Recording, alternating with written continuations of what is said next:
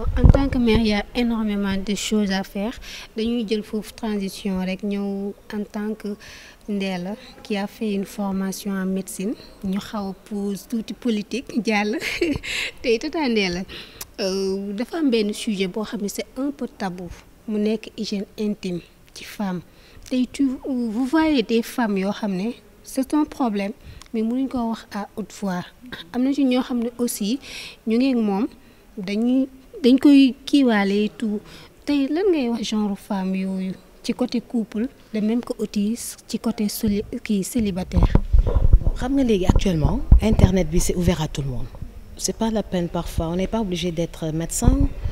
ou infirmière ou sage-femme ou paramédical carrément pour xam des notions de santé lan laa leen di wax mooy lépp loo xam ne dañ ko rus a laajte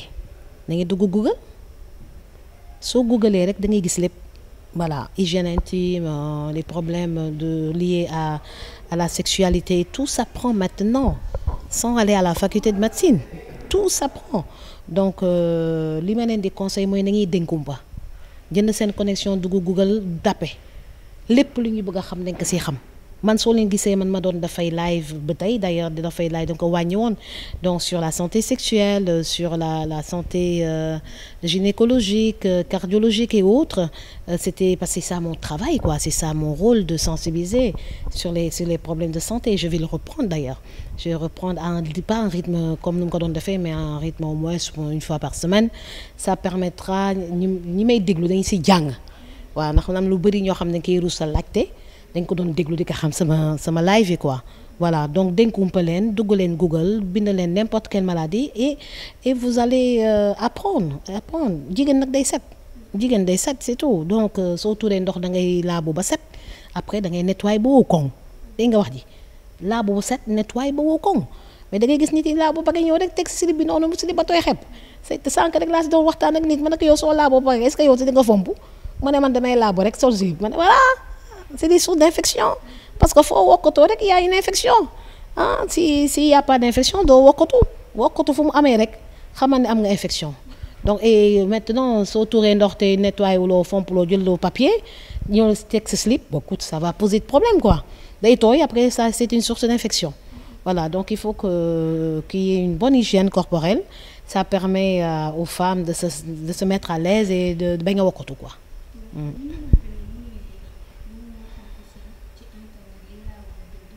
très bonne réaction ñu mënu parce que suñu duggee Google tamit mu ne dégguñu français mun ñu lire duñ ci mën a xam lu bëri d'où l'importance de nos émissions en langue nationale voilà sérère couleur wolof etc pour expliquer aux femmes comment se nettoyer comment faire pour avoir un bébé comment faire ses consultations prénatales ces consultations donc après la naissance comment s'occuper de l'enfant les programmes élargis de vaccination tout ça c'est vrai effectivement ça c'est l'importance carrément des émissions médicales donc en utilisant les langues nationales pour permettre aux personnes qui n'ont pas été à l'école de comprendre carrément les notions de santé effectivement du dina ma gën a pousser ça encore à faire encore régulièrement des émissions pour s'adresser aux gens qui n'ont pas été à l'école. ñu jàpp ne comme gel intime affaire tubaab la par exemple tey mën nga kaa utiliser ñu ne kii tubaab la wala ñeneen sax duñ ko xam wala buñ ko xamee coût bi dañu naan ne jaralu leen ko. waaw en général une femme yaa ngi may rappeler xam nga sama ma page Facebook a été piratée. Les images pornographiques c'est pas moi quoi donc demain je suis à la cybercriminalité parce qu'aujourd'hui la Forandam après j'avais des problèmes de santé donc pour eux ils pourront s'adresser directement à Facebook pour qu'on me restitue ma page quoi donc et on saura carrément qui a été derrière cette histoire là bon quand on parle maintenant de gel intime écoute li gën a set mooy savon de Marseille soo ko laa boobu set jarul sa ngay dugal à l'intérieur du vagin pour essayer de nettoyer jël ay gel dugal si biir tout ça dafay acidifier donc la flore vaginale et ça va créer des problèmes donc ndox bu set ak savon de Marseille amul lu gën loolu pour nettoyer ses parties génitales et éviter d'introduire pour mettre du savon à l'intérieur. Ça va détruire la flore vaginale et rendre sensible cette flore qui naturellement se protège contre les bactéries. waaw bañ a serré warul serré dafa war a aéré et propre di changer régulièrement une fois par jour donc bañ a jël benn caleçon di ko def ko une semaine parce qu'il y a des garçons qui prennent benn caleçon bu ko def une semaine c'est horrible ça donc un caleçon en période de chaleur il faut même en changer deux hein. Voilà donc ça c'est pour les garçons. Pour les filles également les slips su tooyee da nga koy changer quoi mais doonee benn slip laay sol toute une journée sooy tëdd nga sangu da tegaat benn slip non donc chaque fois que c'est mouillé il faut changer voilà donc c'est des conseils qu'on doit effectivement donner au couple pour ñu xam ne dañu war a carrément changer beaucoup de voilà des slips les caleçons voilà donc di ko changer plusieurs fois dans la journée fóot ko ba mu set weer ko foo xam ne du am poussière quoi weer ko foo xam ne keneen du ko teg loxo tilimal ko ah donc hygiène daal dafa baax nit jigéen ak góor dañuy am sa coin boo xam ne yow rek yaa ko moom ni nga fóot ba pare du ne fang si biti nga denc ko carrément nga xam ne kenn du ko laal kenn du ko teg bët et après ça sera tout le temps propre et les changer régulièrement voilà. booy wujj da nga koy def comme genre arme est-ce que baax na tamit mu ne du ne fàng boobu par exemple nga jël say sous-vêtements pour yow wala sa mari nga fóot ko exposer ko mais y a des personnes yoo xam ne yooyu dañ ko jàpp comme arme surtout ci ñuy wujje. Bon, j'ai jamais vécu ça. Donc, non, les sous-vêtements, soutien-gorge, yooyu vraiment comme que léegi toilettes yu yaatu ñoo xew ah donc c'est toilette nu mu yaatu kay war nga mën a am benn coin boo xam ne war nga fay mën a weer quand même say sous-vêtements quoi donc soutien-gorge de slip quand même pour mu kenn bañ si teg bët te muy set. Voilà parce que soo ko bàyyee ci biti il y a tellement de poussière maintenant à Dakar et que quand c'est infecté soo ko solee logiquement c'est les pertes blanches qui arrivent hein. Voilà donc il faut surtout jigéen moo gën a yomb am infection urinaire ou vaginale donc il faut faire très très attention et avoir un budget mensuel pour les slips quoi parce que am na ñoo xam ne benn slip la benn groupe slip la ñu am bu ko def at vraiment donc chaque mois quand même war nga mën a am benn budget quand de slip, soutien-gorge et puis voilà de caleçons qu'il faut mettre à part pour avoir des caleçons propres et des slips propres. À peu près le budget beaucoup ça dépend jarul ngay jël yu classe yi cher l'essentiel na nekk coton ba nga nekk nylon su nekkee coton ba coûte avec un budget de 10 000 15 000 vraiment 20 000 jusqu'à 40 000 50 000 tu peux avoir renouvelé quand même tes soutiens-gorge xam nga soutien-gorge am na yoo xam ne moom yu Victoria's Secret yu baax yi moom 50 000 lay jar moom à New York voilà donc mais tu l'as pour toute une vie quoi ah donc am na yoo xam ne nag c'est jutee naa yu 1500 yi quoi nga xam dafay gaaw a yàqu weñ bi di gaaw génn ah donc loo gis rek dafa am ay catégories voilà maintenant jigéen bu baax ak góor bu baax war nga am budget boo xam ne mensuel da nga koy jagleel ci sous-vêtements. Avant dernière question rek ndax bëgguñ la fee téye bu baax dafa tàng temps yi créé woon nga fi benn situation pour les célibataires projet bi fu mu toll.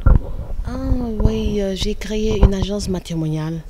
di maye nag créer couple quoi après j'ai vu que les hommes xam góor dañoo nay waaw góor yi dañoo nay parce que je voulais carrément au début dama ko jëlee woon xol quoi waaw dama ko jëlee xol 3000 demandes. xam nga 3000 dana man kese mënu ko gérer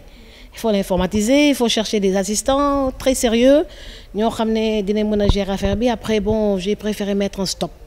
pour réorganiser parce que les frais d'inscription c'était à 50 000 et 30 000 pour les femmes. Les femmes cotisaient facilement góor ñi nag moom je pense que ñu si cotiser je vais pas donner le nombre mais ils étaient pas tellement nombreux mais ils sont inscrits et ils ont promis de payer. te ñu fayu ñoom ñooy gën a woote di utal ma jabar rek laa bëgg écoute waaye bu leen ma sonal quoi yow fayuloo kii bi agence matrimoniale ba pare bëgg chaque jour waa ndee la foo toon maa ngi xaar ba léegi non écoute finalement écoute ñeen yi nag moom n'importe quelle heure la ñu woote de minuit à 5 heures du matin donc ça comme c'est sur internet donc ñii suñuy nelaw ñii ngi yeewu donc ça tombait de n'importe où bon j'ai tout gardé et j'ai dit je réorganise l'affaire et trouver benn groupe parce que c'est du job c'est un travail comme rédaction ni ngi defee réunion de rédaction c'est exactement la même chose avec une agence matrimoniale il faut faire une réunion matinale où tous les profils qui tombent après il faut voir les compatibilités écoute c'est du boulot c'est du boulot et ça intéresse les gens quoi après j'ai dit écoute j'étais fatiguée j'ai dit écoute je marque une pause je réorganise et je trouve des gens sérieux pour m'assister à faire le travail parce que mënuma ko boole ak affaire mairie bi voilà donc l'agence matrimoniale ça marche à coup sûr mais ñu am na ñoo xam ne carrément rek yow laa bëgg quoi même voilà donc il y avait trop de demandes quoi voilà ma ne ko ñii dañ may fonto quoi ñii dañ may fonto quoi donc voilà donc finalement voilà donc finalement j'ai mis une pause dans 3 mois dinañ mën a reprendre l'affaire et puis dina permettre ma am de bons assistants et de bonnes assistantes qui pourront gérer qui seront très sérieux pour gérer cette affaire avec la tête froide voilà. Non moi comment je faisais da nga doon envoyer sa photo ak envoyer ma sa vocal par WhatsApp pour me dire que profil bii ngay bëgg après moi au départ c'était très facile parce que au fur et à mesure que ça tombait mais dès l'instant que j'ai vu qu'il y a des personnes yoo xam ne qui étaient intéressées uniquement par les femmes qui étaient aux États-Unis Canada ak France pour am visa waaw pour voilà takk ñu may leen jabar uniquement pour am visa xam nga loolu tas yaakaar la j'ai dit que toi j'ai pas créé une agence matrimoniale pour piéger des femmes et les mettre en contact avec des garçons des hommes qui sont à la recherche de visa ok donc et ñii jëkkër la ñu bëgguñu ay trucs donc surtout pour les Africains qui étaient là donc le problème c'était de trouver carrément des femmes à épouser pour après am kayit ak ñoom j'ai trouvé ça vraiment pas du tout honnête et gentil j'ai repoussé beaucoup de personnes j'ai dit que femmes yi ma amal affaire ñoom dañuy bëgg carrément te di ndee la cherchement quelqu'un koo xam ne du ñëw tëdd photo yi rek tëdd nelaw di seetaan télé jëkkër la ñu wut bëgg waaw góor ñi nag ñoom da ngeen ne waaw mbaa am nga ñu nekk Canada mbaa am nga ñu nekk New York mbaa am nga ñu am këyit tu te rends compte voilà donc bëgg wéeru si jigéen ñi quoi donc il faut des gens qui traitent les affaires à tête froide waaw su ko defee j'ai créé quand même beaucoup de couples bon une vingtaine et même plus j'ai créé beaucoup de couples voilà mais bon après rythme bi ni mu doon ñëwee antalatuma ko woon donc il fallait que ma marquer benn pause pour chercher des gens bien quoi waaw et quand tu fais de la politique les gens t'infiltrent dañ lay yàq sa business voilà parce que après tout c'est un business donc après j'ai vu que carrément gars yi dañu ñëw pour voir comment ça se passe ou bien ñëw jéem a yàq et tout j'ai dit bon non seulement j'ai pas le temps mais je suis obligée de chercher des gens bien pour gérer l'agence matrimoniale voilà